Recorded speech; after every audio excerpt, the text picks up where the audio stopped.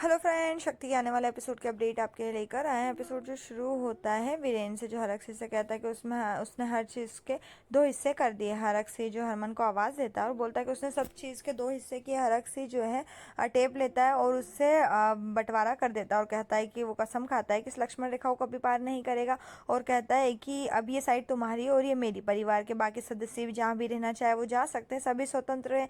रावी जो है हरक सिंह के साथ आ जाती है, शन्नो भी हरक सिंह के साथ आती है, जबकि जीत जो है हरमन की साइड में रहना पसंद करता है। प्रीतो जो है उस लाइन पर जाकर खड़ी हो जाती है और कहती है कि वो दोनों तरफ रहेगी। हरक सिंह उसे पति और बेटे के बीच में से एक को चूज करने के लिए कहता है। प्रीतो बोलती है कि वो बिन पहनने का लौटा है और बोले कि इधर भी जा सकते हो। बोले मैंने फैसला किया है, लेकिन हरक सिंह कहता है कि आप जब आप इस किन्नर को छोड़ देंगे तो ये लक्ष्मण रेखा अपने आप हट जाएगी। हरमन का कहना है कि ऐसा कभी नहीं हो सकता, क्योंकि मैं गुलाबों को नहीं छोड़ सकता कभी नहीं, लेकिन आप चाहें तो हमारी तरफ आ सकते हैं।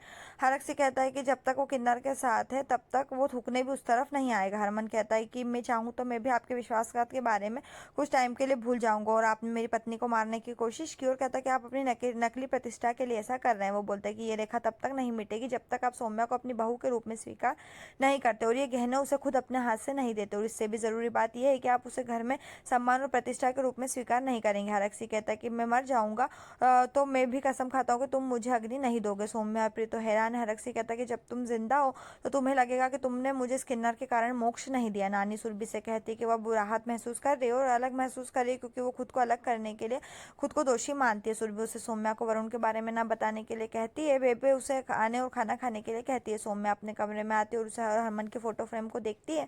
वह रक्सी की बात के बारे में सोचकर उदास हो जाती है। हरमन वहाँ आता है और कहता है कि सौम्या अपनी जिंदगी ऐसे ही जिएगी। वो उसे खुश रखने के बारे में सोचता है और वो उसे बहू कहकर बुलाता है। सौम्या शॉक्ड होकर उसकी तरफ देखते हैं। हरमन बोलता है कि तुमने इस कमरे में गड़बड़ी क्यों की। सौम्या बोलती कि वो चिल्ला क्यों रहा है। हरमन हरक सिंह के रूप में बात करता है और उसे हरमन के आने से पहले कमरा साफ करने के लिए कहता है। इधर जीत जो है जसलीन से बोलता है कि अब वो क्या करेगी। जसलीन का कहना है कि वो कनाडा वापस चली जाएगी। उसका कहना है कि वो अपने प्यार के कारण भारत में बसने की सोच रहा है, लेकिन कनाडा आ जाएगा। इधर वरुण जो है खाना खाने से मना कर देता है।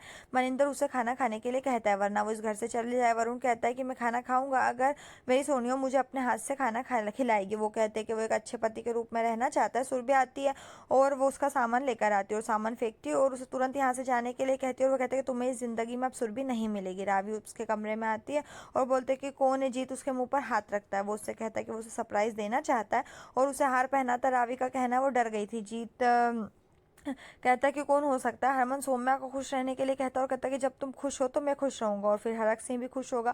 हरमन और सौम्या रसोई में जाने के लिए हरक सिंह के पास आने वाले होते हैं। सब खाना खा रहे होते हैं, लेकिन हरक सिंह उन्हें रोकता है और अपनी साइड में खाना बनाने और खाना खाने के लिए कहता है। वो बोलते हैं कि किचन उसने बनाया, ना कि किसी पुश्तैनी की संपत्ति है। प्रीतो का कहना है कि बंटवारे के बाद भाई भी एक साथ खाना खाते हैं।